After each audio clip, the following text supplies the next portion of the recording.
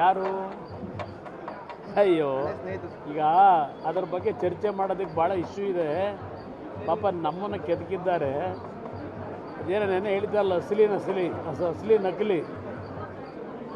ನಕಲಿ ಪ್ರಕರಣಗಳನ್ನು ಎಷ್ಟು ಬೇಕು ಪ್ರಕರಣ ಅಧಿಕಾರ ದುರುಪಯೋಗ ಪಡಿಸ್ಕೊಂಡು ಸತ್ತವ್ರ ಹೆಸರಿನಲ್ಲೆಲ್ಲ ಭೂಮಿ ಖರೀದಿ ಮಾಡ್ಕೊಂಡು ಡಿನೋಟಿಫಿಕೇಶನ್ ಮಾಡ್ಕೊಂಡು ಜೀವನ ಮಾಡೋರು ಇವರು. ಕುಮಾರಸ್ವಾಮಿ ಬಗ್ಗೆ ಮಾತಾಡೋದು ನೈತಿಕತೆ ಇಟ್ಕೊಂಡಿದ್ದಾರೆ. ಏನೇನು ಮಾಡಿದ್ದಾರೆ ಮುಖ್ಯಮಂತ್ರಿಗಳ ಹ್ಯಾಂಡ್ ಇದರಲ್ಲಿ ಎಂಥದ್ದು ನಿಮ್ಮ ಲೆಟ್ರ್ ಪ್ಯಾಡಲ್ಲಿ ಸ್ವಂತಕ್ಕೆ ಯಾವ್ಯಾವ ಥರ ದುರುಪಯೋಗ ಪಡಿಸ್ಕೊಂಡವ್ರು ಎಷ್ಟು ಬೇಕು ನಿಮಗೆ ಮಾಹಿತಿ ಇದೆಲ್ಲ ಕೊಡೋಣಂತೆ. ಎಲ್ಲಿ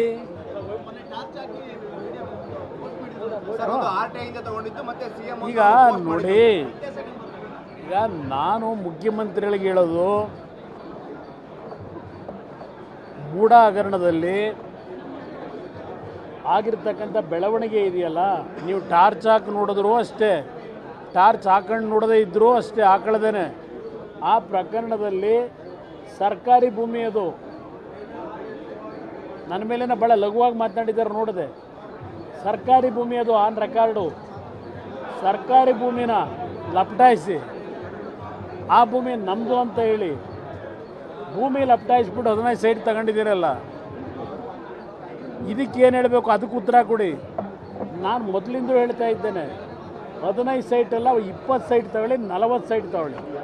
ಕಾನೂನು ಪ್ರಕಾರವಾಗಿ ನಿಮ್ಮ ಒಂದು ಪ್ರಕರಣದಲ್ಲಿ ನಿಮ್ಮದೇ ಸ್ವಂತ ಜಮೀನಿದ್ದು ಆ ಜಮೀನಿನಲ್ಲಿ ಇವತ್ತು ಏನಾದರೂ ಸರ್ಕಾರ ವಶಪಡಿಸ್ಕೊಂಡಿದ್ರೆ ನಿಮಗೆ ಪ್ರಾವಿಷನ್ ಏನಿದ್ರೆ ಅದರ ಪ್ರಕಾರ ತಗೊಳ್ಳಿ, ನಂದೇನು ಅಬ್ಜೆಕ್ಷನ್ ಇಲ್ಲ. ನಾನು ಅದಕ್ಕೆ ಎಂದೂ ಸಹ ವಿರೋಧ ಮಾಡಿಲ್ಲ.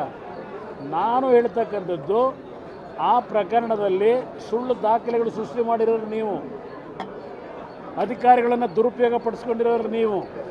ಈಗ ಯಾರಾದರೂ ಒಬ್ಬರು ಸಾಮಾನ್ಯ ರೈತರು ಹೋಗಿ ಏನಾದರೂ ಖಾತೆ ಮಾಡಿ ಅಂದರೆ ಮಾಡ್ತೀರಾ?